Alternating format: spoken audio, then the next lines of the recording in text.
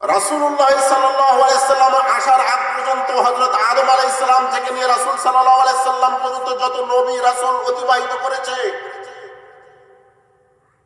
যত নবী রাসূল চলে গিয়েছে, সমস্ত নবী রাসূলের যে দ্বীন ধর্ম ছিল, শরিয়াত ছিল,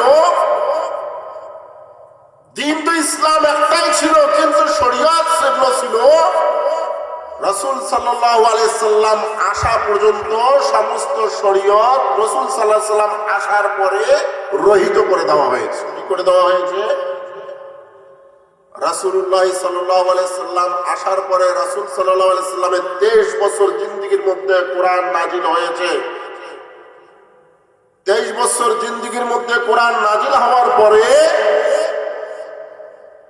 রাসূল সাল্লাল্লাহু আলাইহি সাল্লামকে আরাফার ময়দানের মধ্যে আল্লাহ তাআলা কোরআনের আয়াত বাণী নাযিল করে জানিয়ে দিলেন, আল ইয়াওমা আকমালতু লাকুম দীনাকুম ওয়া আতমামতু আলাইকুম নি'মাতি ওয়া রাদিতু লাকুমুল ইসলাম দীনা।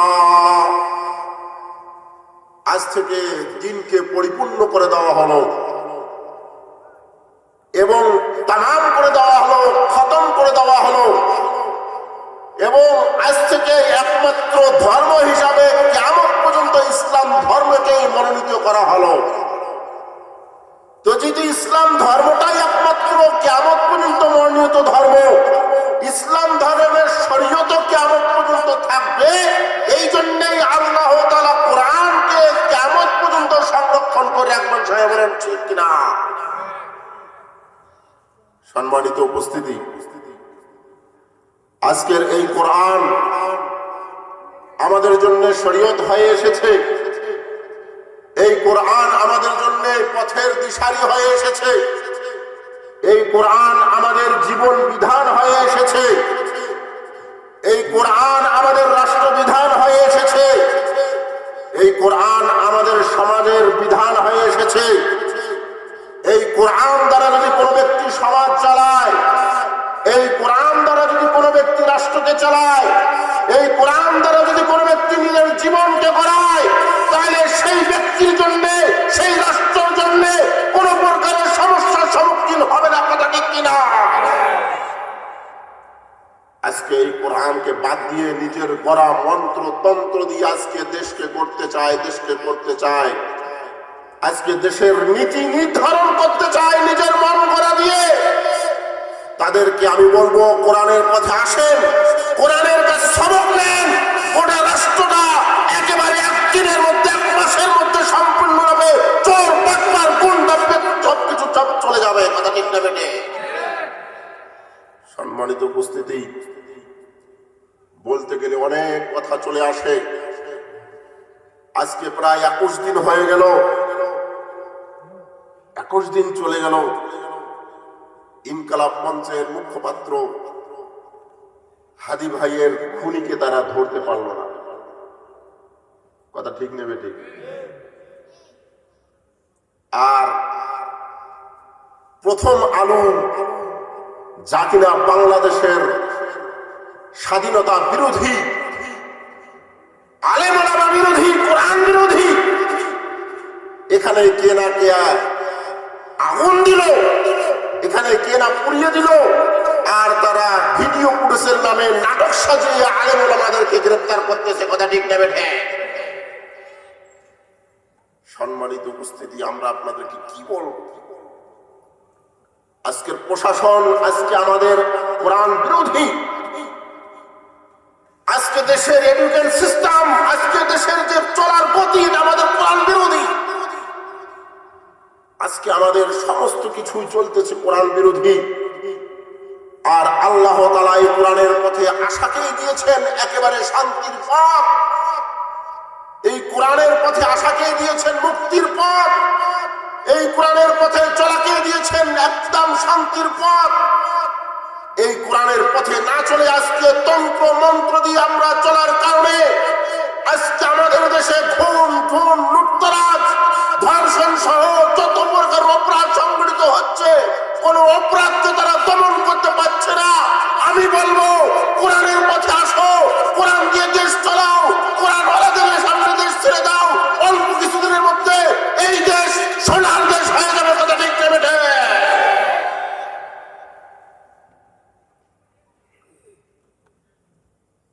আজকের বলতে গেলে আফসোস হয়ে যায়,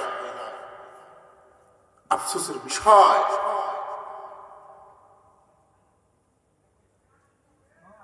আমি একটা ঘটনা বলি আপনাদেরকে। আমাদের দেশে চোর পুলিশ খেলা কেমনে খেলে? ইউসুফ আলাইহিস সালামের 11 ভাই ছিল। কয় ভাই? ইউসুফ আলাইহিস সালামের 11 ভাই। তারা ইউসুফ আলাইহিস সালামের ঈর্ষায়, তেনার পিতা তেনাকে ভালোবাসতেন কেন বেশি, এই ঈর্ষায় ইউসুফ আলাইহিস সালামকে তারা কূপে নিক্ষেপ করে পরবর্তীতে বণিক কাফেলার কাছে বিক্রি করে দেয়। আর পিতার কাছে গিয়ে বলে যে আব্বা, আমরা সবাই খেলাধুলায় লিপ্ত ছিলাম, ওই সময় আমাদের ভাইকে বাঘে খেয়ে ফেলেছে। মিথ্যা একটা বানোয়াট ঘটনা বলে।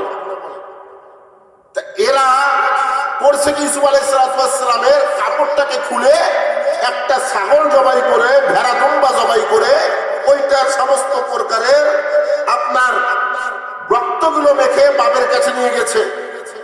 বাপে যখন কমিস্টার পর্দাটা দেখেছেন, বলেছেন হায় রে হায়, এমনও বাঘ কি দুনিয়ায় আছে যে বাঘ কাপড়টা খুললে তারপর মানুষ খায়? বাঘ কি করবে? খাইতে গেলে কাপড় ছিঁড়ে খাবে না খাবে?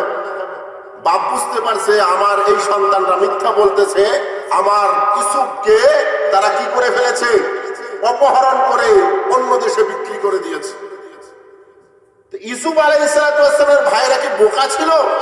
না, বোকা ছিল না। তারা কেমন চালাক ছিল আপনাদেরকে আমি বলি। তারা একদিন ছাগল চড়াইতে গিয়ে গাছের ছায়ায় বসে বসে আরাম করতেছে, বিশ্রাম করতেছে। এমন সময় একজন ব্যক্তি এসেছে। সে এসে বলতেছে, ভাই, আমার একটা উট হারিয়ে গিয়েছে, এই পথে কি যেতে কোনো উট দেখেছেন?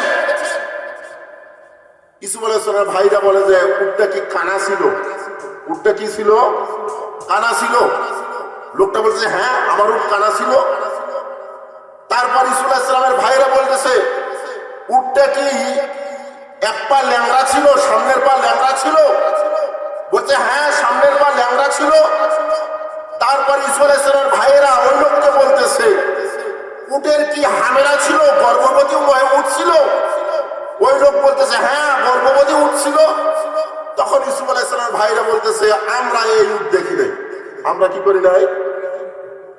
দেখেন, ইউসুফ আলাইহিস সালামের ভাইরা বলল উটটা কানা ছিল, গর্ভবতী ছিল, ল্যাংড়া ছিল, সব গুণ বর্ণনা বাড়তেছে, কিন্তু উট দেখে নাই বলতেছে। এখন ওই লোক কয়, মিয়া তুমি আমার উটের সমস্ত বর্ণনা দিতে পারলা, কিন্তু উট দেখলা না, তুমি কি কও মিয়া? এদের কও ভাইকে ধরে আর বাদশার দরবারে নিয়ে গেছে। বাদশার দরবারে নিয়ে গেছে বিচার করার জন্য, যে বাদশা সাহেব, এই 11 জন ব্যক্তি আমার উট চুরি করেছে, উটের সমস্ত বর্ণনা দিতে পারে, কিন্তু তারা বলতেছে উট দেখে নাই। আসলে সমস্যাটা কি? এরা হলো চোর, এদের কাছ থেকে আমি উট আদায় করতে চাই, আপনি এদের বিচার করেন। বাদশা সাহেবকে ইউসুফ আলাইহিস সালামের 11 ভাই বলতেছে দেখেন বাদশা সাহেব, আমরা অমুক এলাকার নবীর সন্তান, আমরা কোন প্রকার চোর নই, আমরা কোন প্রকার কি নই, চোর নই, আপনি আমাদেরকে ছেড়ে দেন। তখন বাদশা সাহেব বলতেছে তাহলে তোমরা উটের 3টে যে সিফাত ছিল, দোষ ছিল, এগুলো কেমনে জানো? তখন তারা বলতেছে দেখেন বাদশা সাহেব, উটটা যে রাস্তা দিয়ে খেয়ে গিয়েছে, ঘাস খেয়েছে, আমরা দেখলাম যে সে শুধু বাম পাশের ঘাস খেয়েছে। তার দ্বারা বুঝলাম যে চোখটা, তার ডান চোখটা ছিল বন্ধ, যার কারণে সে বাম পাশের চোখ দিয়ে যতটুকু ঘাস দেখেছে এটাই খেয়েছে। আমরা এই কথার দ্বারা বুঝে নিয়েছি এই উটটার ডান পাশের চোখ বন্ধ ছিল, বাম পাশের চোখ ভালো ছিল। 2 নম্বর, তার পায়ের ছাপ দেখেছি আমরা, যখন সামনের 1 পায়ের ছাপ ছাড়া বাকি 3 পায়ের ছাপ দেখেছি, এর দ্বারা বুঝতে পেরেছি সে একটা পা ল্যাংড়া ছিল, যার কারণে 3 পায়ে সে চলেছে, 1 পায়ে চলতে পারে নাই।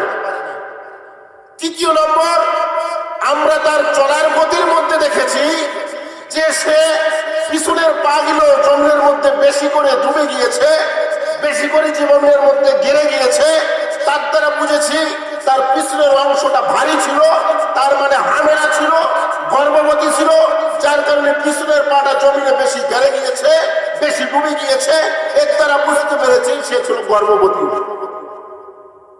যখন এই কথা বললো বাদশাহ সাহেবকে, তখন বাদশাহ সাহেব বললো ঠিকই তো, এরা আলামত দেখে বুঝতে পেরেছে যে এই উটটা কি ছিল, এরকম ছিল। তখন তাদেরকে বললো ঠিক আছে, আজকে রাত্রের মধ্যে তোমরা আমার বাড়ির মধ্যে অবস্থান করো। আমার যেহেতু রাজপ্রাসাদে এসেছো, অন্য এলাকার লোক এবং নবীর ঘরের সন্তান তোমরা, যেহেতু আমার দরবারে এসেছো, আজকের রাতটা তোমরা থাকো, থেকে কালকে সকালবেলা আমার মেহমানদারি হওয়ার পরে তোমরা চলে যেও, তোমার কোনো দোষ নাই। রাত্রের বেলা এখন মেহমান হিসাবে তারা 11 ভাই রয়েছে, 11 ভাইকে রাতের বেলা খানা দিয়েছে। খানা দিয়েছে রুটি আর ছাগলের গোস্ত। কি দিয়েছে? রুটি আর ছাগলের গোস্ত। এখন 11 ভাই রুটি ছাগলের গোস্ত খাচ্ছে। খাইতে খাইতে 3টা মন্তব্য করেছে। কয়টা মন্তব্য? 3টা মন্তব্য করেছে। 1 নম্বর মন্তব্য, এই রুটি যে মহিলা বানিয়েছে সে ছিল হায়জা। সে কি ছিল? হায়জা। হায়জা মানে বোঝেন? তার মাসিক স্রাব চলতেছিল। 2 নম্বর, এই ছাগলটা শুকুরের দুধ খেয়ে বড় হয়েছে। কিসের দুধ খেয়ে বড় হয়েছে? 3 নম্বর, আমরা যে বাদশার দরবারে রয়েছি সেই বাদশা হলো একটা হারামজাদা, বাপের নাজায়েজ সন্তান। এই কথাগুলো বাদশা শুনে ফেলেছে, 11 ভাইয়ের কথা। শোনার পরে সে চিন্তায় পড়ে গেছে, এই যে রুটি বানাইলো যে মহিলা, সে মহিলা ছিল মাসিক স্রাব চলতেছিল, এটা তারা বুঝলো কিভাবে? এই যে ছাগলের গোস্ত দিয়েছি, সেই ছাগলের গোস্ত যে শুকুরের দুধ খেয়েছে, এটা বুঝলো কিভাবে? আবার আমি হারামজাদা বলতেছে, এটা কিভাবে হতে পারে? এখন সে জাসুসি শুরু করেছে, অর্থাৎ গোয়েন্দাগিরি। যে মহিলা রুটি পাকিয়েছে সেই মহিলার কাছে গিয়েছে, রান্নাঘরে গিয়েছে, যে বলতেছে আজকে কে রুটি পাকিয়েছে, বলা হলো যে অমুক মহিলা। সেই মহিলার কাছে জিজ্ঞাসা করে দেখা হলো আসলে ওই মহিলা একজন, তার কি চলতেছিল? মাসিক স্রাব চলতেছিল। দেখতেছে কথা ঠিক। 2 নম্বরে, যে বকরির পাল, বকরি প্রতিপালন করে, রাখালকে নিয়ে এসেছে। রাখালকে বলছে আজকের যে বকরিটা জবাই করেছে এটা কোথাকার বকরি? বলে জাহাপনা, এটা অমুক পাহাড়ের পদদেশের মধ্যে যে সমস্ত শুকর ছিল, শুকুরের পাশে পাশে সে বড় হয়েছে। ও কথাও মিলে গেল, শুকুরের দুধ খেয়ে বড় হয়েছে। এরপর বাদশাহ তার মায়ের কাছে গিয়েছে, মাকে যা বলতেছে, মা জননী, তুমি আজকে একটা সত্য কথা আমাকে বলবা। কি সত্য কথা? আমি কি তোমার আসলে বৈধ সন্তান আমার পিতা? মা আটকে গেছে, কয় না বাবা, তোমার বাবা যখন যুদ্ধের মধ্যে ছিল ওই সময় আমার এই রাজমহলের কর্মচারী একজন সুন্দর যুবকের সঙ্গে আমার ব্যভিচার হয়েছে, যার মাধ্যমে তুমি সন্তান জন্মগ্রহণ করেছ। এখন 3টা প্রমাণে যখন পেয়ে গেল, পাওয়ার পরে ইউসুফ আলাইহিস সালামের ভাইদেরকে ডাকে নিয়ে আসছে। আসার পরে বলে যে তোমরা 3টে যে কথা বলেছিলা, 3টে যে তোমরা বলেছিলা, এই কথা 3টে কেন বলেছিলা তোমরা বলো, তোমরা তো দেখোনি। তখন ইউসুফ আলাইহিস সালামের ভাইরা বলতেছে, শোনেন জাহাপনা, এই রুটি আমরা যখন খেয়েছি তখন দেখেছি রুটিগুলো এগুলো সেকা হয়েছে, অর্থাৎ সেক দেওয়া হয়েছে। কোনো জায়গায় ভালোভাবে সেকা হয়েছে, কোনো জায়গায় ভালোভাবে সেক দেওয়া হয় নাই। এর দ্বারা আমরা বুঝে গেছি যে কোনো মহিলার যখন মাসিক স্রাব চলে, যখন হায়েজা অবস্থায় থাকে, তখন তাদের অন্তর পরিপূর্ণভাবে মুতমাইন থাকে না, ইয়াকিন থাকে না, তারা কাজকর্ম ঠিক মতো করতে পারে না। ওই সময় আমরা বুঝতে পেরেছি রুটি ঠিকভাবে সেকা হয় নাই, মানে ওই মহিলা হায়েজা অবস্থায় ছিল। এরপরে বলতেছে, বুঝলাম এই যে বকরির গোস্ত খেলা, এটা যে শুকুরের দুধ খেয়েছে, এটা কেমনে বুঝলাম? তখন বলতেছে, জাহাপনা, আপনিও জানেন আমিও জানি, আমরা শুকুর না খেলেও শুকুরের চর্বি থাকে গোস্তের নিচে, আর ছাগল গরুর চর্বি থাকে গোস্তের ওপরে, থাকে না? গোস্ত জমে গেলে কি হয়ে যায়? তার চর্বিগুলা কোথায় ওঠে? উপরে ওঠে, তাহলে শুকরের গোস্তর চর্বি থাকে নিচে, ছাগল আর গরুর গোস্তর চর্বি থাকে উপরে। কিন্তু আমরা এই ছাগলের গোস্ত দেখলাম যে ছাগলের গোস্তর চর্বির নিচে আপনার চর্বি রয়েছে, যার দ্বারা আমরা বুঝতে পারলাম এটা হলো যে শুকরের গোস্ত খাওয়া ছাগল। তখন বলতেছে ঠিক আছে, দুইটা বুঝলাম, ভালো কথা, আমি যে বাপের না। তখন বলতেছে জাহাপনা, আপনার বাপের আমরা খবর নিয়েছি, আপনার বাপের নিয়ম ছিল, নীতি ছিল, আপনার পিতা কোনো মেহমান আসলে মেহমানের সঙ্গে একসঙ্গে বসে খেতেন। আপনি আমাদেরকে রুটি গোস্ত খেতে দিয়েছেন, আপনি আমার সঙ্গে বসেন নাই, তার দ্বারা বুঝতে পেরেছি আপনি পিতার বৈধ সন্তান নন। তখন জাহাপনা কইতেছে তাড়াতাড়ি তোরা আমার এলাকা থেকে ভাগ, তোরা থাকলে আরো যে কোন ধরনের ঘটনা ঘটাস, আরো কোন ধরনের ঘটনা ঘটাস। তা আমি এই ঘটনা বলার দ্বারা আপনাদেরকে একটা জিনিস বুঝাইতে চাইতেছি, শোনেন, আমাদেরকে বোকা দিয়ে ঢোকা বানানো হয়। ইউসুফ আলাইহিস সালামের ভাইরা এত চালাক হওয়া সত্ত্বেও, তাদের এত জ্ঞান থাকা সত্ত্বেও, এত বুদ্ধিমাত্রা থাকা সত্ত্বেও, তারা যখন তার পিতার কাছে ইউসুফ আলাইহিস সালামের কর্তা নিয়ে গিয়েছে, তাদের হুঁশ ছিল না, তাদের জ্ঞান ছিল না যে একজন বাঘ একটা যদি একটা মানুষকে খায়, কর্তাটা ভালো থাকে না, কমিজটা ভালো থাকে না, কমিজটা ছিঁড়া হয়। বাপের কাছে ছিঁড়া কমিজ না নেওয়ার কারণে বাপের কাছে গিয়ে ধরা খেয়েছে, ভাইকে তারা নিজেই অপহরণ করেছে। এরকম ভাবে আমাদের দেশেও যে কোনো খুনি খুন করলে অবশ্যই কোনো না কোনো সে নিরাপদ কোনো এরকম ভাবে সিমটম রেখে যায়, কোন আলামত রেখে যায়। আলামত দিয়ে যদি পুলিশরা খোঁজে, প্রশাসন খোঁজে, অবশ্যই হাজি ভাইয়ের এই সমস্ত খুনিকে 10 মিনিটও লাগবে না ধরতে। কথা ঠিক না বেঠে? কিন্তু আমাদের সামনে নাটক করা হচ্ছে,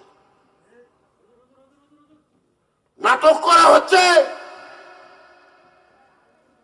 আমাদেরকে বিভিন্ন ধরনের কথা বলে, বিভিন্ন ধরনের তাংসাং দেখিয়ে আমাদের থেকে, আমাদের ভাইয়ের রক্তের বিনিময়ে নেওয়া থেকে আমাদেরকে দূরে সরে দেওয়ার চেষ্টা করা হচ্ছে। কথা ঠিক না বেঠে? আমরা জানতাম, আমরা 47-এ রক্ত দিয়েছি, 47-এ ব্রিটিশ বিরোধী আন্দোলন করেছি, 71-এর মধ্যে আলেম ওলামার আন্দোলন করেছে। মৌলানা ভাসানী রহমতুল্লাহ আলাইহি 71-এর আন্দোলনের সর্বপ্রথম সৈনিক ছিলেন। 24-এর মধ্যে আলেম ওলামার আন্দোলন করেছে। আমাদের রংপুরের আবু সাইদ ভাই শহীদ হয়েছে। আমাদের এই বাংলার মাটিতে আমরা শহীদ রক্ত দিয়েছি। আমরা আর কোন মানুষকে ছাড় দেব না, আর কোন খুনিকে ছাড় দেব না, আর কোন ভারতের দখলদারিকে আমরা ছাড় দেব না। কথা ঠিক না বেঠে? আমাদেরকে কলা দেখে পালাবে? এই জন্য বলতেছিলাম যে আল্লাহ তাআলা কোরআন সংরক্ষণের দায়িত্ব নিয়েছেন, কারণ কিয়ামত পর্যন্ত একমাত্র ধর্ম হিসাবে, দিন হিসাবে থাকবে ইসলাম। কি থাকবে বলেন? একমাত্র দিন থাকবে। কোন দিন থাকবে? ইসলাম থাকবে। ইসলামকে মিটিয়ে দেওয়ার জন্য যুগে যুগে বহুত বাতিল এসেছে। আল্লাহ তাআলা বলে দিয়েছেন, ইরিদুনা লিইউতফিউ নূরাল্লাহি বিআফওয়াহিহিম, তারা চায় যে আল্লাহ তাআলার নূর, এই কোরআনকে, এই দ্বীনকে ফু মেরে উড়িয়ে দিবে। আল্লাহু মুতিম্মু নূরিহি, আল্লাহ তাআলা তার নূরকে পরিপূর্ণ করবেন। ওয়ালাউ কারিহাল কাফিরুন, ওয়ালাউ কারিহাল কাফিরুন, যদিও বা এই সমস্ত কাফেররা পছন্দ না করে, অপছন্দ করে। আজকে দেখেন, উপমহাদেশের মধ্যে ব্রিটিশরা এসেছিল, ব্রিটিশরাই কোরআনের বিরুদ্ধে ষড়যন্ত্র করেছে। ব্রিটিশরা কি করেছে? কোরআনের বিরুদ্ধে ষড়যন্ত্র করেছে। কোরআনের মানুষের অন্তর থেকে নিভিয়ে দিতে চেয়েছে, মানুষের কাছ থেকে কোরআনকে দূরে সরিয়ে দিতে চেয়েছে, মানুষের কাছ থেকে ইসলামকে দূরে সরিয়ে দিতে চেয়েছে। কিন্তু এই উপমহাদেশ থেকে কোরআন সরে যায়, কোরআন সরে গিয়েছে। আপনাদেরকে তাদের চক্রান্তের একটা উপমা আমি আপনাদেরকে দেই। দেখেন, তখনও ব্রিটিশ শাসন চলতেছে। ব্রিটিশ শাসন চলা অবস্থায়, ব্রিটিশ শাসন চলতেছে, ওই অবস্থায় জুমার দিনের মধ্যে জুমার নামাজ পড়ে সমস্ত মুসল্লিরা বাইর হয়ে আসতেছে। দিল্লির জামে মসজিদ থেকে বাইর হওয়ার পরে এক মোড়ের মধ্যে একজন খ্রিস্টান পাদ্রী, সে বাইবেল হাতে নিয়েছে।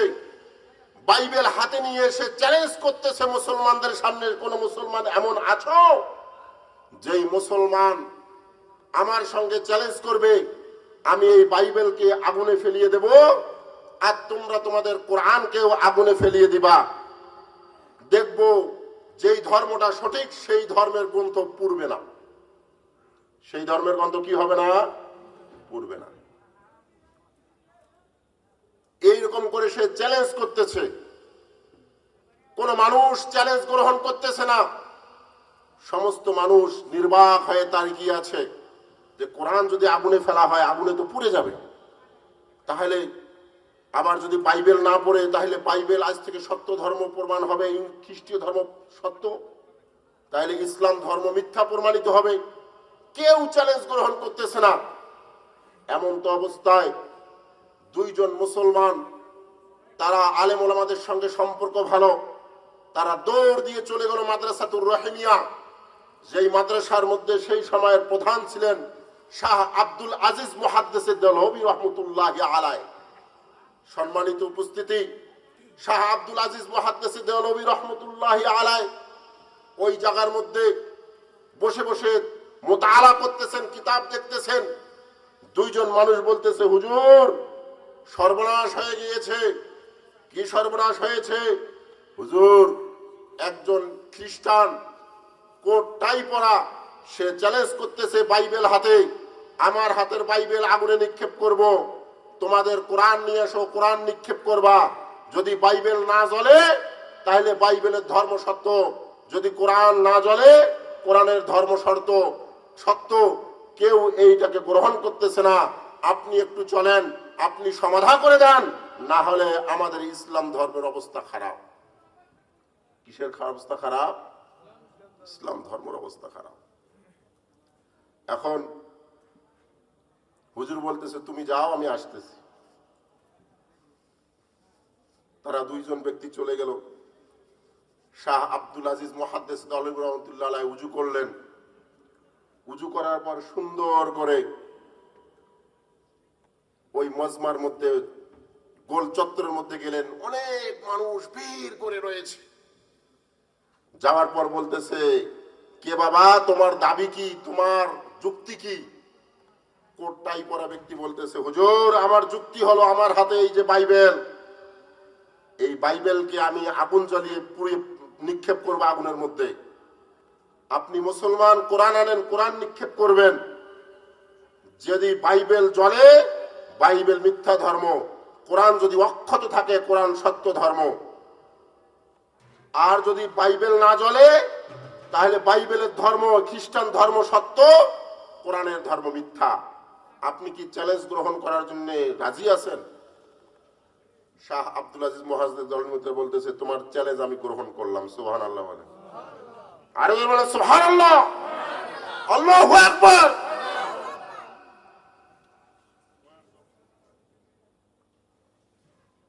এখন শাহ আব্দুল আজিজ দেহলভী রহমতুল্লাহ আলাইহি বলে, তবে আমার একটা শর্ত রয়েছে। আমার একটা কি রয়েছে? শর্ত হলো গিয়ে, আমি এই কোরআন বুকে নিয়ে আমি নিজে আগুনে ঝাঁপ দেব, তুমিও বাইবেল বুকে নিয়ে নিজে আগুনে ঝাঁপ দেবা। কি দিবা?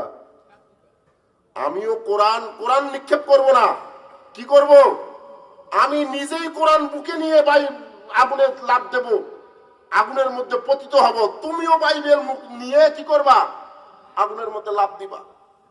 এখন এই কথা শোনার পর কোটটাই পরা ব্যক্তি আস্তে আস্তে পিছনে পলাইতে লাগে। তখন ধরছে, বেটা পালাও কই, খাড়া। কয়, হুজুর আপনি তো আজকে আমাকে পরাস্ত করে দিলেন। কয়, কেন? কয়, হুজুর এই বাইবেলের মধ্যে আমি এক ধরনের ওষুধ, যাহা আগুনের মধ্যে ফেললেও আগুনে পুড়বে না। এক ধরনের ওষুধ আমি এটাতে লাগিয়ে দিয়েছি, আর আমাকে ইংরেজ সরকার বলে দিয়েছে এই চ্যালেঞ্জে তুমি যদি আজকে জিততে পারো তোমাকে কোটি টাকা উপহার দেওয়া হবে। আমি তো আমার গায়ের মধ্যে কোনো ওষুধ লাগাই নাই। আমি যদি এই বাইবেল নিয়ে আগুনের মধ্যে লাফ দেই তাহলে আমি পুড়ে যাব, বাইবেল পুড়বে না। কেননা বাইবেলের মধ্যে ওষুধ লাগা আছে, বাইবেল পুড়বে না, আমি পোড়া যাব। এই ভয়েতে আর আমি আপনার চ্যালেঞ্জ গ্রহণ করতে পারলাম। শাহ আব্দুল আজিজ মুহাদ্দিস দেলভী রহমাতুল্লাহ আলাইহি বলেন, বেটা আমাদেরকে তুমি বোকা বানিয়ে ধোঁকা দেওয়ার জন্য এসেছো। আমরা সবকিছু জানি, আমার ঈমান আছে। আমি যদি কোরআন নিয়ে আগুনে ঝাঁপ দেই, কোরআন সহ আমি কখনো পুড়ব না। তোমার বাইবেল নিয়ে যদি তুমি ঝাঁপ দাও, তুমি তো ইহকালে পুড়বে, পরকালের মধ্যে পুড়বে। কথা ঠিক না বেঠে? এই কোরআনের সঙ্গে যদি থাকেন দুনিয়ার মধ্যে আপনার শান্তি আসবে, আখিরাতের মধ্যে শান্তি আসবে। আল্লাহ রাসূল সাল্লাল্লাহু আলাইহি ওয়াসাল্লাম এই জন্য বলেছেন, আল কোরআনু হুজ্জাতুল লাকা ওয়া আলাইকা। কোরআন আপনার জন্য কিয়ামতের দলিল হবে, অথবা আপনার বিরুদ্ধে আল্লাহর দরবারে মামলা দায়ের করবে। আপনার জন্য কি হবে? কোরআন দলিল হবে। দলিল মানে বোঝেন? আপনার পক্ষে উকালতি করবে কোরআন। আল্লাহ তাআলার কাছে বলবে, আল্লাহ তোমার এই বান্দা 60 বছর 70 বছর জিন্দেগির মধ্যে তোমার এই কালামকে আমাকে ছাড়ে নাই। প্রতিদিন সকাল সন্ধ্যা তেলাওয়াত করেছে, প্রতিদিন সে আমার যে আহকামগুলো আপনি দিয়েছেন এই আহকামগুলো মোতাবেক সে নিজের জীবন চালিয়েছে। প্রতিদিন সে আমাকে তেলাওয়াত করেছে, আমার হুকুম আহকাম প্রচার প্রসারের জন্য মাদ্রাসা করেছে, মসজিদের মধ্যে মাইক লাগিয়েছে, মাদ্রাসার মধ্যে ইতিমখানার বাচ্চাদেরকে খাওয়াইয়েছে, তাদেরকে লজিং রেখেছে। আমার প্রচার প্রসার গোটা দুনিয়ার মধ্যে যেন চলে, এর জন্য তাবলীগের কাজ করেছে। আজকে এই ব্যক্তিকে ছাড়া আমি জান্নাতে, আমি আর এই ব্যক্তিকে জান্নাতে পৌঁছানো ব্যতীত আমি এক পা সামনে আগাবো না। আল্লাহ তাআলা সেই দিন কোরআনের ওই ওকালতিকে কবুল করে নিয়ে আপনাকে আমাকে আল্লাহর জান্নাতের মধ্যে পৌঁছায় দিবেন। সবাই বলেন সুবহানাল্লাহ। এখন আপনারা, আমরা তো সুবহানাল্লাহ বললাম, খুব ভালো যে কোরআন আমাদেরকে জান্নাতের মধ্যে নিয়ে যাবে। এখন আমি একটু যদি আপনাদেরকে প্রশ্ন করি, আপনার আমার মধ্যে কোরআন পড়তে পারি কয়জন? একটু হাত তুলে দেখান। ওই সব মাদ্রাসার ছাত্রগুলো হাত তুলছে, 2-4টা মুরব্বী হাত তুলছে। হ্যাঁ তাই না?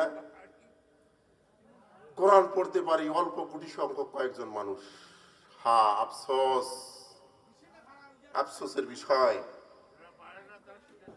যে কোরআন তালাবুল ইলমি ফারিদাতুন আলা কুল্লি মুসলিমিন, আল্লাহ রাসূল বললেন ইলমে দ্বীন শিক্ষা করা প্রত্যেক মুসলমানের জন্য ফরজ। আল্লাহ তাআলা রাসূল বললেন খায়রুকুম মান তাআল্লামাল কুরআন ওয়া আল্লামা। পৃথিবীর মধ্যে সর্বশ্রেষ্ঠ জাতি যারা নিজে কোরআন শিক্ষা করে এবং অপরকে শিক্ষা দেয়। দেখেন, কোরআন নিজে যে শিখে অপরকে শিক্ষা দেয় তারা পৃথিবীর সর্বশ্রেষ্ঠ জাতি। কিন্তু আফসোসের বিষয় হলো গিয়ে আমরা প্রত্যেকটা ব্যক্তি নিজের সন্তানকে ইঞ্জিনিয়ার বানানোর জন্য রেডি হয়ে আছি, ডাক্তার বানানোর জন্য প্রতিযোগিতা করতেছি, নিজের সন্তানকে বড় দুনিয়াবি শিক্ষা অর্জনের জন্য সবাই রাত দিন খাটতেছি, রাত দিন চেষ্টার মধ্যে লিপ্ত আছি। নিজের এলাকা ছেড়ে সৈয়দপুরের মধ্যে বাসা ভাড়া নিয়ে লাইন্স স্কুলে পড়াচ্ছি, রংপুরের মধ্যে বাসা ভাড়া নিয়ে ক্যাডেট স্কুলের মধ্যে পড়াচ্ছি। কিন্তু পৃথিবীর সর্বশ্রেষ্ঠ শিক্ষা দোয়ালিপাড়ার মধ্যে দেওয়া হয়। পৃথিবীর সর্বশ্রেষ্ঠ মানুষ দোয়ালিপাড়ার মধ্যে রয়েছে, আমরা তাদের একটু খবর নেই না। কথা ঠিক না বেঠে?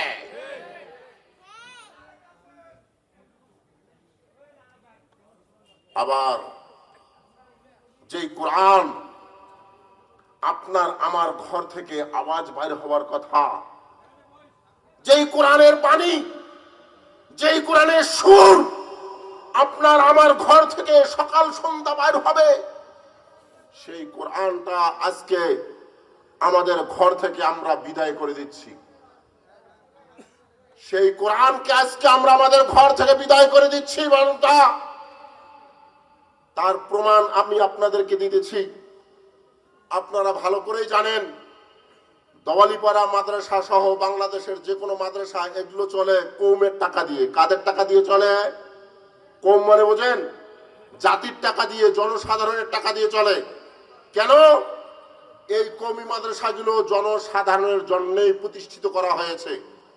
মানুষের ঈমান, আকীদা, তাহজিব, তামাদ্দুন, নামাজ, রোজা, হজ, যাকাত সঠিক সহি শুদ্ধভাবে যেন হয়, মানুষ যেন দুনিয়ামুখী না হয়ে আল্লাহওয়ালামুখী হয়, আল্লাহর সাথে সম্পর্ক সৃষ্টি করতে পারে, এই জন্য এই কওমি মাদ্রাসাগুলো প্রতিষ্ঠিত করা হয়েছে। কওমি মাদ্রাসাগুলো থেকে মৌসুমী ধান কালেকশন করা হয়, হয় না? না হয়? আপনাদের এলাকার মধ্যে দোয়ালিপাড়া থেকে আসে না? আসে? আসে না? আপনারাও দেন না? না দেন? দেন, আবার দুই চারটে গালিও দেন। দেন না দেয়? আপনাদেরকে আমি কি বলবো, ওই যে কিছু দূর আপনার জায়গাটার নাম বললাম না, এক বেটায় কেবল ধান মারাই করছে, আমরাও গিয়েছি কালেকশনের জন্য। ও এমন একটা ব্যবহার দেখাইলো আমাদেরকে, মনে হয় যেন ওর কাছে ডাকাতি করতে গিয়েছি আমরা। আমি বললাম, বেড়া তোমার মতো চারটা লোক আমার বাড়িতে কাজ করে, একবারে ফকিরের ঘরে সন্তান আমি নয়, কিন্তু মাদ্রাসার খাতিরে, দিনের খাতিরে এসেছি। ওই এলাকার ঘটনায় বলতেছি, আমরা গিয়েছি ধান কালেকশনে, এক যুবক এসেছে, এসে বলতেছে, হুজুর এই কনসেপ্টটা নিয়ে যান। কি নিয়ে যান? এটা বাড়িতে পড়িয়েছে। এটা বাড়িতে কি আছে? পড়িয়েছে, মানে এটা পড়ার মতো কেউ নাই। এটা পড়ছিল কে? হয়তো বা তার বাপ, নাহলে তার দাদা। আজকে প্রত্যেকটা ঘরের অবস্থা এরকম। কথা এরকম না? প্রত্যেকটা ঘরের অবস্থা, কথা বলেন না কেন? প্রত্যেকটা ঘরের অবস্থা এরকম না? প্রত্যেকটা ঘর থেকে আজকে কোরআনকে আমরা বিদায় করে দিয়েছি। প্রত্যেকটা ঘর থেকে কোরআনকে আমরা বাইর করে দিয়েছি। একটা সময় ছিল, যেই সময় আমাদের দাদিরা, আমাদের নানীরা, তারা কি করতো? মাগরিবের আগে আগে বালতি, বাটি, ল্যান্টন যা বলে আর কি, এগুলোকে সব কিছু ঠিক করতো। এগুলো ঠিক করে মাগরিবের নামাজটা পড়েই কোরআন নিয়ে বসে যেত। যেত না? ফজরের নামাজ পড়েই কোরআন নিয়ে বসে যেত, সুরে সুরে কোরআন তেলাওয়াত করত। সকালেও তেলাওয়াত করত, বিকালেও তেলাওয়াত করত। আল্লাহ তাআলা বলেছেন, ইয়া আইয়ুহাল্লাযীনা আমানু যকুরুল্লাহা যিকরান কাসীরা ওয়াসাব্বিহুহু বুকরাতাও ওয়া আসীলা। আল্লাহ তাআলা বলেছেন, ইয়া আইয়ুহাল্লাযীনা আমানু, হে ঈমানদারগণ, উযকুরুল্লাহা যিকরান কাসীরা, আল্লাহ তাআলার অধিক পরিমাণের জিকির করো, ওয়াসাব্বিহুহু বুকরাতাও ওয়া আসীলা, সকাল সন্ধ্যা আল্লাহর তাসবিহ পড়ো। কোন দুইটা সময়ের কথা বলেছেন? জিকিরে কাসির, অধিক পরিমাণের জিকির করতে আল্লাহ তাআলা বলেছেন।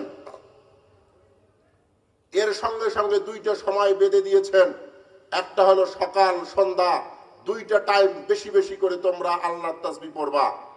আপনি আমি মনে করি যে কোরআন মনে হয় আমরাই ছাড়ছি। না, আমরা কোরআন ছাড়ছি, ইহুদি খ্রিস্টানরা কোরআন ধরছে। আমার একজন ওস্তাদ, তিনি তাবলিগের বড় একজন মুরব্বী, তিনি আমাকে বলেছেন যে আমি লন্ডনে গিয়েছিলাম, লন্ডনের মধ্যে 8 বছরের শিশু, প্রত্যেকটা শিশুর বুকের মধ্যে এক ধরনের বই বাঁধা, আমাদের যেরকম নুরানির বাচ্চাদের কোরআন থাকে না, এরকম বাঁধে নিয়ে যায় না বাড়ি থেকে, বই বাঁধা। আমি বললাম, এগুলো কি? সে আমাকে বলতেছে, এগুলো সব ইহুদির বাচ্চা, এদের জন্ম থেকে বাইবেল শিক্ষা বাধ্যতামূলক, এদের বাইবেল শিখতে হবে। এই জন্য জন্মর পরে আগে বাইবেল শিখবে, আগে ইহুদি ধর্ম ভালো করে শিখবে, তারপরে দুনিয়ার বাকি ধর্ম শিখবে। আপনি আমি কোরআনকে ছেড়েছি। আল্লাহ তাআলা বললেন, সকাল সন্ধ্যা কোরআন তেলাওয়াত করো, সকাল সন্ধ্যা আল্লাহর জিকির বেশি বেশি করো। এই দুই টাইম যেন আমরা বেশি বেশি আল্লাহর জিকির না করি, এই জন্যে ইহুদি খ্রিস্টানরা আমাদের ঘরে শয়তানের কল্লা ঢুকাই দিল, আমাদের ঘরে ডিসইনটিনিয়া ঢুকাই দিল, আমাদের ঘরে টিভি নামক গজব ঢুকাই দিল। এই গজবের মাধ্যমে, এই শয়তানের কল্লার মাধ্যমে আমাদের ঘর থেকে কোরআনের বদলায়, হাদিসের বদলায়, দ্বীনের বদলায়, জিকিরের বদলায়, আল্লাহর তাসবির বদলায় পূজা পাঠ বাইর হচ্ছে। করা ঠিক কিনা? কি বাইর হইতেছে? পূজা পাঠ, পূজা পাঠ, পূজা বোঝেন? কি বার হইতেছে? পূজা, পূজা, পূজা বোঝেন? পূজা, পূজা কারে কয়? মূর্তি পূজা, মূর্তি পূজা। মুসলমান জানেন না আপনি? আপনার ঘর থেকে মূর্তি পূজার আওয়াজ বাইর হচ্ছে, আপনি বুঝতেও পারতেছেন না আপনার ঘর থেকে মূর্তি পূজার আওয়াজ বাইর হচ্ছে। আমার কথাগুলো খুব খারাপ লাগতেছে? হ্যাঁ, চলবে? কথা বল না কেন?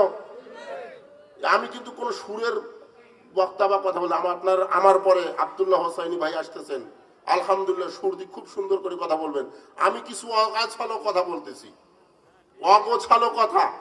কথাগুলো পছন্দ হইতেছে না কষ্ট লাগতেছে বেশি? আমার বাড়ি আছে, ওই এক ভাইকে পাওয়া গেছে না? যাক আলহামদুলিল্লাহ, ওই 2-3 ভাইকে পাওয়া গেছে। তাহলে বাকি সবার বাড়িতে আছে তো না? আছে না? আছে না? 2-4 জনের বাড়িতে নাই, বেশিরভাগ মানুষের বাড়িতে আছে। ডিজেল লাইনের বিল কত? কথা কয় না কেরে? 200 টাকা না? এই যে উত্তর দেওয়ালিপাড়া বুয়াবাড়ি মরহুম মহিউদ্দিন মাখজানুল উলুম কই মাদ্রাসা মসজিদের কতজন সদস্য রয়েছেন? কয়জন বাড়ি আছে এই এলাকায়, এই আপনার মসজিদে? হ্যাঁ, 60টা বাড়ি রয়েছে। 60টা বাড়িতেই যদি ডিজেল লাইন থাকে তাহলে কত টাকা আসতেছে প্রতি মাসে ডিজেল লাইনের বিল? 12,000 টাকা না? হ্যাঁ, 12,000 টাকা ডিজেল লাইনের বিল। ও মুসলমান, 200 টাকা করে ডিজেল লাইনের বিল দিতে আপনার আমার কষ্ট হয় না? মসজিদের ইমাম সাহেব 30 টাকা মাসিক চাঁদা দেয় না? 6 মাস থেকে বাটপার মুসলমান আছে না নাই? জোর করি কর না কেন? চোর ধরা পড়ছে? হ্যাঁ, 5,000 টাকা মাত্র ইমাম সাহেবের বেতন। এইটা 500 টাকা বাড়ানোর জন্য কত চিল্লা চিল্লি, হুজুরক আবার 5,000 থেকে বেশিও দেওয়ার লাগে। তোমার 60টা ঘর থেকে 12,000 টাকা ডিজেল লাইনের বিল চলে যায়। তুমি ডিজেল লাইনের মাধ্যমে তোমার ঘর থেকে পূজার আলোচনা বাইর করো, পূজা পাঠ বাইর করো, আর সেই মুসলমান তুমি মসজিদের ইমাম সাহেবের বেতন 5,000 টাকা দিতে পারো না। তোমার জন্য কি আল্লাহর জান্নাত বসে আছে?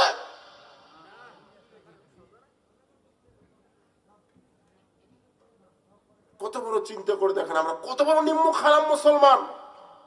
গত 2 বছর আগের রিপোর্ট, স্টার বাংলা, জি বাংলা সহ ভারতীয় যত চ্যানেল রয়েছে, প্রত্যেক মাসে 1200 কোটি টাকা বাংলাদেশ থেকে ভারতে যায়। কত কোটি টাকা? 1200 কোটি টাকা শুধু লাইনের, ডিজেল লাইনের বিল নেয় তারা। তাহলে চিন্তা করে দেখেন, এই শোগুলোর মাধ্যমে আমাদের কাছ থেকে টাকাও নিচ্ছে, আমাদের মধ্যে দিন ইসলামের বিরুদ্ধে এবং পূজা পাঠ সহ মূর্তি পূজাগুলোকে আমাদেরকে দেখাই দিচ্ছে। নাউজুবিল্লাহ। সম্মানিত মুসলমান, প্রত্যেকটা জি বাংলা, প্রত্যেকটা স্টার বাংলা, প্রত্যেকটা আপনার পিছর যতগুলো রয়েছে, যতগুলো আপনার তাদের সিনারি রয়েছে, যতগুলো নাটকের ফাংশন রয়েছে, প্রত্যেকটা নাটকের ফাংশনের মধ্যে তাদের পূজা পাঠ আছে না নাই? ভারতীয় চ্যানেলে আছে না নাই? আর আপনি আমি সাউন্ডটা বাড়ি দিয়ে এই টিভির মাধ্যমে যেই ঘর থেকে কোরআনের আওয়াজ বাইর হবে, যেই ঘর থেকে আল্লাহর জিকির বাইর হবে, যেই ঘর থেকে তাসবির আওয়াজ বাইর হবে, সেই ঘর থেকে সকাল সন্ধ্যা পূজা পাঠের আওয়াজ বাইর করে ছাড়ছে মুসলমান আপনার আমার ঘর থেকে। কথা ঠিক না? আপনি আমি কোথায় ডুবে আছি। আর চার দোকানের মধ্যে বইসে বইসে একটাই বোধ, হুজুর হয়ে দেশটাই শেষ করলো। কয় না কয়? হ্যাঁ, কারা শেষ করলো? হুজুর হয়ে দেশ শেষ করলো। তুমি তোমার ঘরকে বরবাদ করতেছো, তার খবর নাই। তুমি হুজুর হয়ে দেশ শেষ করে দিচ্ছ। হুজুর কি করেছে? হুজুর কি করছে বলেন? হুজুর কি বাংলাদেশ থেকে টাকা পাচার করে বিদেশের মাটিতে নিয়ে গেছে? কোন হুজুর কি বাংলাদেশ থেকে টাকা পাচার করে নিয়ে গেছে? কোন হুজুর কি দুর্নীতি করে সৈয়দপুরের মধ্যে বিশাল অট্টালিকা তৈরি করেছে? কোন আলেম, আল্লামা শাহ আহমদ শফি সাহেব হেফাজত ইসলামের আমির ছিলেন, তেনার একটা পাঁচতলা বাড়ি আছে, কেউ দেখাতে পারবে? আপনারা কেউ কি জানবে? জুনায়েদ বাবুনগর রহমতুল্লাহ আলাই, তেনার বাড়িতে আমি কাজ করেছি, তেনার একটা দুইতলা বাড়ি আছে, দেখাতে পারবে? বাংলাদেশের কোন বড় আলেম যারা নিজেই কিনা পিতার থেকে সম্পত্তি পেয়েছে, এরকম ছাড়া একটা আলেম কি কেন ব্যক্তি দেখাইতে পারবে বাংলাদেশের টাকা, জনগণের টাকা চুরি করে নিজের অট্টালিকা তৈরি করেছে? এমনকি মুফতি ওয়াক্কাস সাহেব রহমতুল্লাহ আলাইহি যশোরের মণিপুরা এলাকা থেকে তিনবার এমপি, দুইবার মন্ত্রী হয়েছিলেন। মৃত্যু সময় তার এরকম কোন সম্পদ উল্লেখযোগ্য ছিল না যেই সম্পদটা চোখে পড়ার মতো। তাইলে আমরা কেন হুজুরদের বিরুদ্ধে বলি যে হুজুররা দুনিয়াটা শেষ করলো? কেন বলি বলেন? কি কারণে? আমি যেটা বলতেছিলাম যে আমাদের ঘর থেকে আজকে পূজা পাঠের আওয়াজ বাইর হচ্ছে। আজকে আপনার আমার ঘর থেকে দিনের কোনো কথা বাইর হচ্ছে না। আপনার আমার পকেটের মধ্যে সর্ব অবস্থায় নক্কুতুকির গান ভরে রেখে হয়েছে। এমনকি গোটা বাংলাদেশের আলেম ওলামাগণ গলা ফাটায় চিল্লায় চিল্লায় বলে দিল যে 31st নাইট করা হারাম। 31st নাইট এটা হলো যে রোমান মুশরিকদের মুশরিকের একটা কর্মকাণ্ড। কিন্তু আমাদের দেশের কোন যুবক দেখলাম না মানলো। সমস্ত যুবক 31st নাইট করার জন্য ব্যস্ত হয়ে গিয়েছিল। নিজেরাই আমরা দিন ইসলামকে শেষ করতেছি, আমরা নিজেরাই দিন ইসলামের কবর রচনা করতেছি, আর দোষ দিতেছি আমরা আলেম ওলামাদের নামে। কাদের নামে দোষ দিতেছি? আলেম ওলামাদের নামে দোষ দিতেছি। এই জন্য বলতেছিলাম যে আমাদের ঘর থেকে পূজা পাঠের আওয়াজ বাইর হয়। একটু চিন্তা করে দেখেন মুসলমান, একটু চিন্তা করে দেখেন দিনদার ভাইয়েরা, আপনি আমি কোন অবস্থায় চলে গিয়েছি। যে কোরআন আল্লাহ তাআলা আপনার আমার জন্য দিলেন, আল্লাহ তাআলা পরিষ্কার ভাষা আবার বলেও দিলেন, ওয়ালাকাদ ইয়াসসারনাল কুরআনা লিযিকরি ফাহাল মিন মুদ্দাক্কির। আমি কোরআনকে তোমাদের জন্য সহজ করে দিয়েছি, কোরআন বুঝার জন্য সহজ করে দিয়েছি, কোরআন পড়ার জন্য সহজ করে দিয়েছি। বুঝার মতো কি কেউ আছো? দেখেন আপনি আমি কেউ কোরআন বুঝার জন্য চেষ্টা করি না।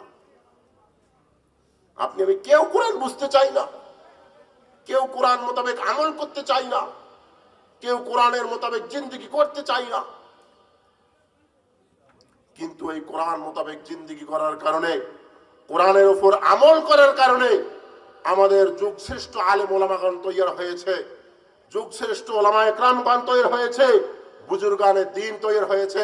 শাহ আহমদ শফি রহমতুল্লাহ আলাইহির মতো মানুষ তৈরি হয়েছে, শাহ আব্দুল আজিজ মুহাদ্দিস দেলভী রহমতুল্লাহ আলাইহির মতো তৈরি হয়েছে, খাজা কুতুবউদ্দিন কাকি রহমতুল্লাহ আলাইহির মতো মায়ের পেটে 15 পারা হাফেজ সন্তান জন্মগ্রহণ করেছে। আপনাদেরকে খাজা কুতুবউদ্দিন কাকি রহমতুল্লাহর ঘটনা শোনাই। কোরআন পড়লে কতটুকু যে লাভ দুনিয়ার মধ্যে আপনাদেরকে আমি শোনাই। 1200 হিজরির ঘটনা, আজ থেকে প্রায় 800 বছর আগের ঘটনা। খাজা কুতুবউদ্দিন কাকি রহমতুল্লাহ আলাইহি তখন ছোট বাচ্চা, 5 বছর 6 বছরের বাচ্চা। 5 বছর 6 বছরের বাচ্চাকে মা মক্তবে নিয়ে গেছেন।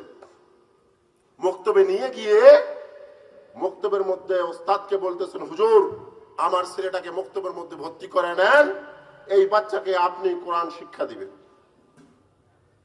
মক্তবের ওস্তাদ পাশে বসিয়েছেন ছোট বাচ্চাকে। পাশে বসানোর পরে তেনাকে বলতেছেন, বাবা পড়ো। আউযু বিল্লাহি মিনাশ শাইতানির রাজীম। বাচ্চা পড়ে বিসমিল্লাহির রহমানির রহিম। হুজুর পড়ে আলহামদুলিল্লাহি রাব্বিল আলামিন। বাচ্চা বলে আর রহমানির রহিম মালিকি ইয়াউমিদ্দিন ইয়াকা না'বুদু ওয়া ইয়াকা নাস্তাঈন ইহদিনাস সিরাতাল মুস্তাকিম সিরাতাল লাযিনা আন'আমতা আলাইহিম গায়রিল মাগদুবি আলাইহিম ওয়ালাদ-দাল্লিন।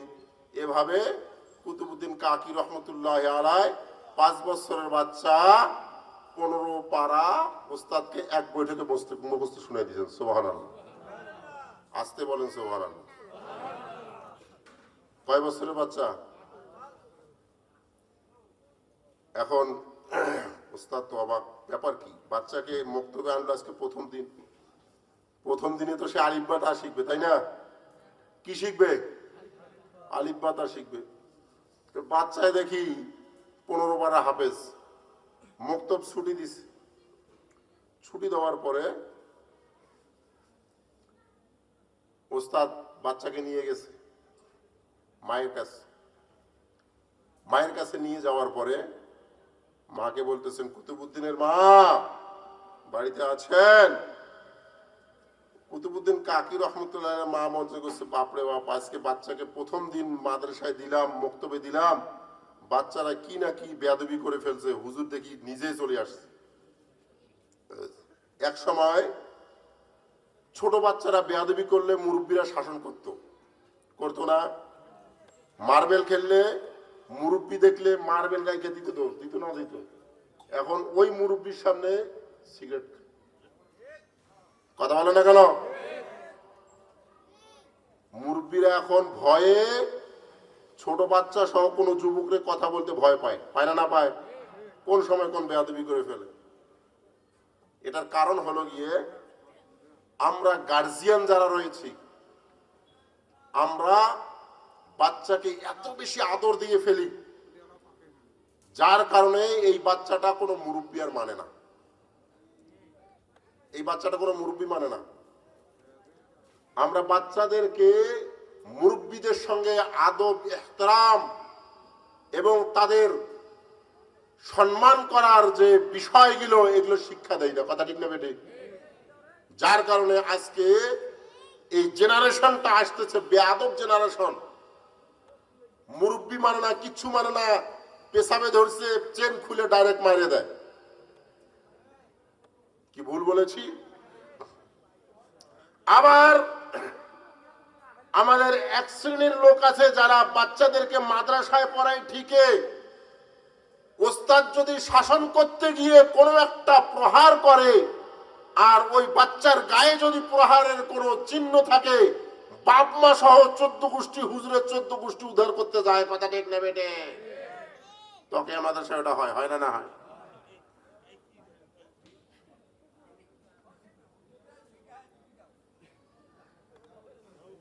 কিন্তু আমরাও একসময় পিঠা খাইছি। হায় রে কি পিঠা! আমাদের ওস্তাদ নানুপুর মাদ্রাসা আমি যখন পড়ছি, হুজুর মারলে কমপক্ষে 50টা। কয়টা মারতো? কমপক্ষে 50টা মারতো। 10, 15, 20টা মারতো, মাইরা পানি খাইতো, পানি খেয়ে আবার পিটাইতো। আমরা কি মারা গেছি? মারা গেছে? কোন ব্যক্তি এমন আছে যে শিক্ষকের মায়ের খেয়ে মারা গেছে?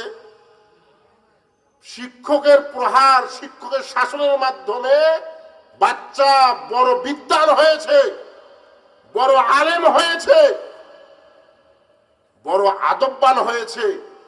আর যে বাচ্চা শিক্ষকের শাসন পায় নাই, সেটা বড় বেয়াদব হয়েছে। কথা ঠিক না বেঠিক?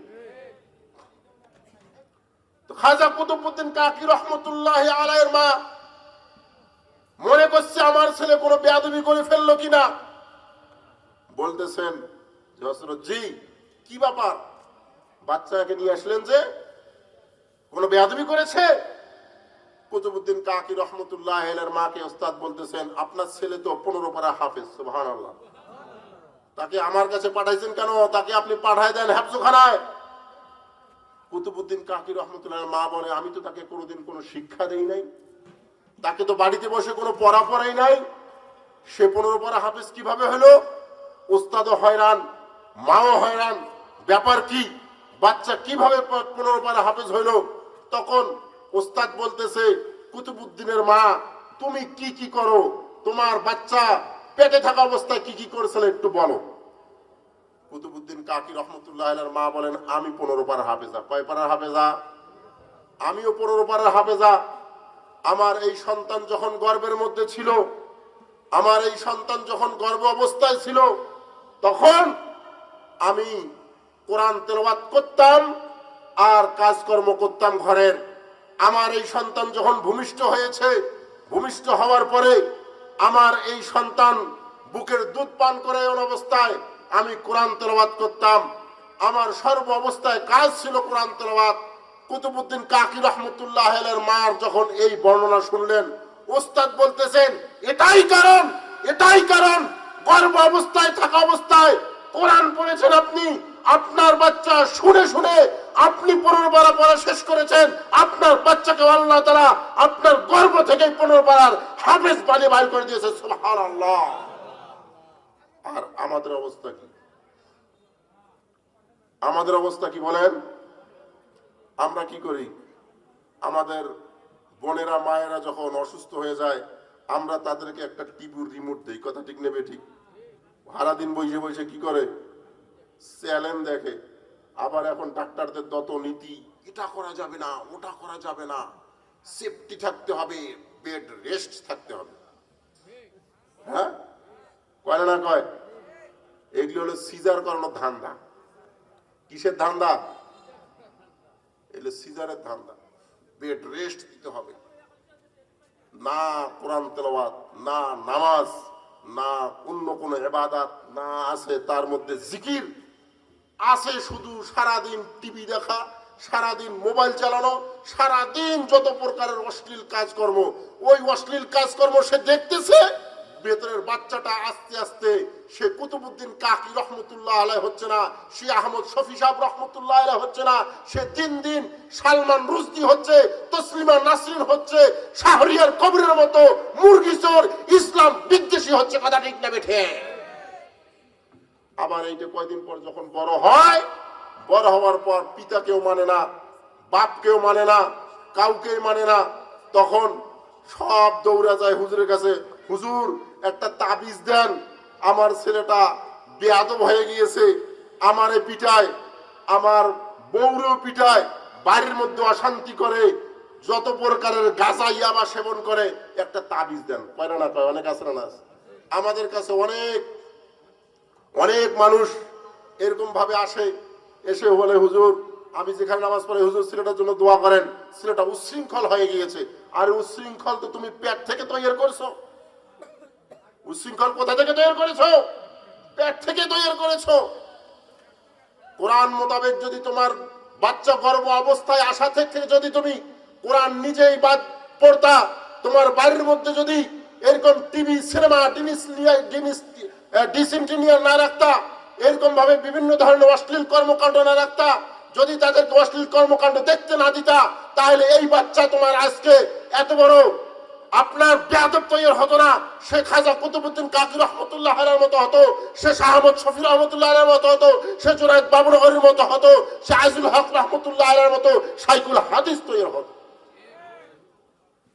এই জন্যই কোরআন শিক্ষা, আল্লাহ তাআলা ওয়ালাকাদ ইয়াসসারনাল কোরআন, কোরআনকে আমি সহজ করে দিয়েছি।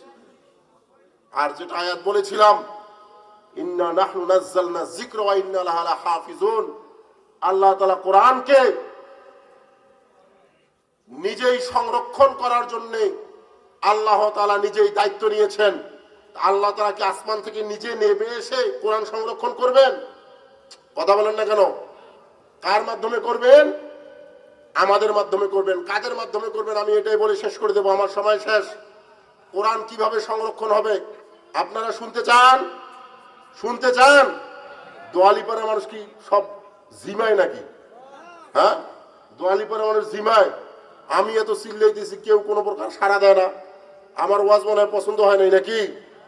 ধরেন, কোরআন কিভাবে সংরক্ষণ হবে? কোরআনের আল্লাহ তাআলা 4টা জিনিস সংরক্ষণ করবেন। 1 নম্বর, আল্লাহ তাআলা কোরআনের অক্ষর সংরক্ষণ করবেন। যেরকম আলহামদুলিল্লাহি রাব্বিল আলামিন, আলিফ লাম হা মিম দাল, প্রত্যেকটা অক্ষর 29টা যে অক্ষর রয়েছে আরবি অক্ষর, প্রত্যেকটা অক্ষরকে আল্লাহ তাআলা সংরক্ষণ করবেন। দ্বিতীয় নম্বর, কোরআনের জের জবর পেশ আল্লাহ তাআলা সংরক্ষণ করবেন। তৃতীয় নম্বর, কোরআনের অর্থ আল্লাহ তাআলা সংরক্ষণ করবেন। চতুর্থ নম্বর, কোরআনের তাফসীর আল্লাহ তাআলা সংরক্ষণ করবেন।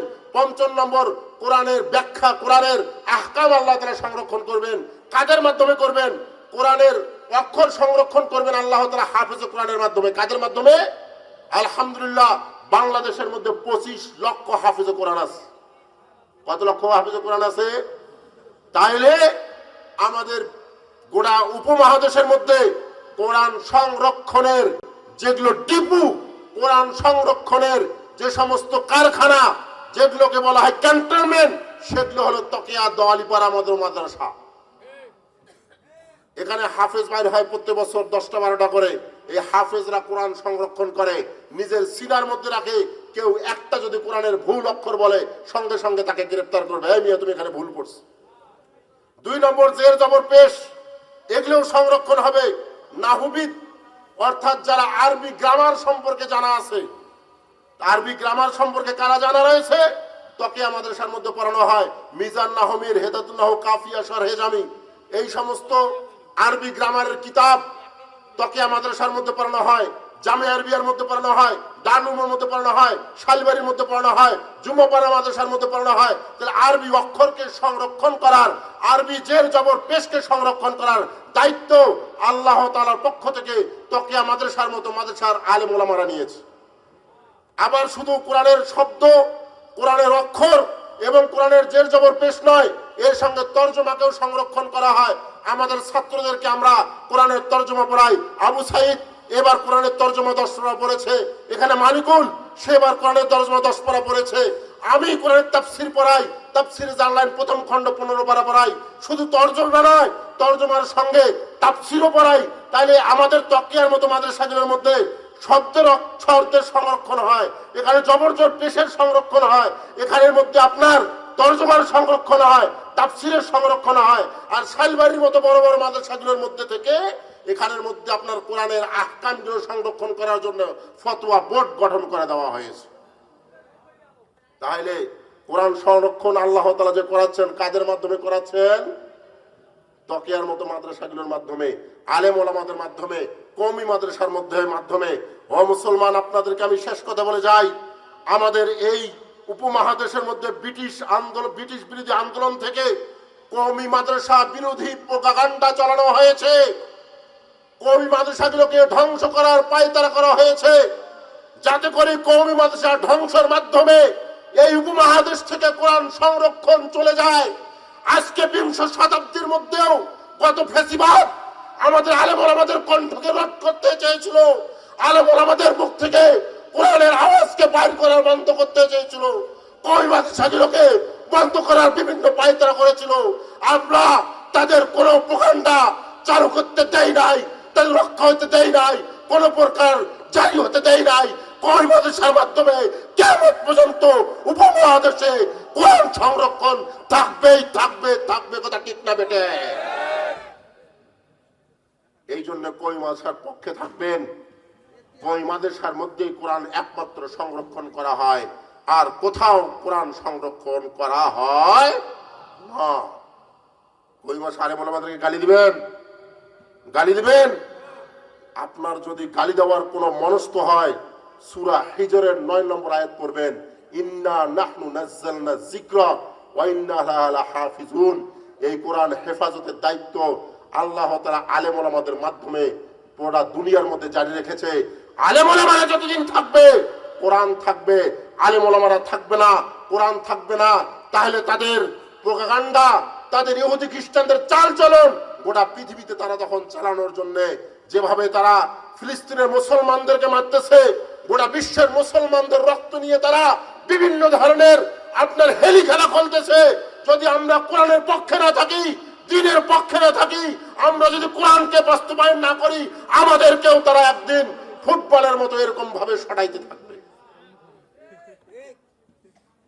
আপনারা জানেন না মুসলমান, আপনার আমার বিরুদ্ধে কত ষড়যন্ত্র করা হয়, আর এই ষড়যন্ত্রগুলোকে রুখে দেওয়ার জন্য আল্লাহ তাআলা যুগে যুগে আমাদের বাতিলের হুঙ্কার শাহ আহমদ শফি সাহেব রহমতুল্লাহ আলাইহি, হযরত আল্লামা জুনায়েদ বাবুনী রহমতুল্লাহ আলাইহির মতো আমাদের বাতিলের হুঙ্কারদেরকে, আল্লামা মামুনুল হক রহমতুল্লাহ মামুনুল হক দামাত বারকাতুহুর মতো আমাদের এরকম উপমহাদেশের মধ্যে সিংহ পুরুষদেরকে আল্লাহ তাআলা তৈরি করে দেন, যাতে করে আমাদের কোরআন সংরক্ষণ থাকে, কোরআনের আওয়াজ সংরক্ষণ থাকে। এই জন্য আমি শেষ কথা বলে যাই, আমাদের এই কোরআন সংরক্ষণের দায়িত্ব আল্লাহ নিয়েছেন, মানে আল্লাহ তাআলা এই কোরআন সংরক্ষণ কওমি মাদ্রাসার মাধ্যমে করতেছেন। এই কওমি মাদ্রাসার পক্ষে থাকবেন, দ্বীনের পক্ষে থাকবেন, কোরআনের পক্ষে থাকবেন। আল্লাহ তাআলা আমাদের সবাইকে কোরআনের পক্ষে থাকার তৌফিক দান করুক, এবং কোরআনের যেন আমরা কোরআনের যে ওকালতি, কোরআন যে আমাদের জন্য দলিল হবে, এই কিয়ামতের দিন যেন আমরা কোরআনের শাফাত পেতে পারি, সেই তৌফিক দান করুন সবাই আমিন। ওয়া আখিরু দাওয়ানা আলহামদুলিল্লাহি রাব্বিল আলামিন। আসসালামু আলাইকুম ওয়া রাহমাতুল্লাহি ওয়া বারাকাতুহু।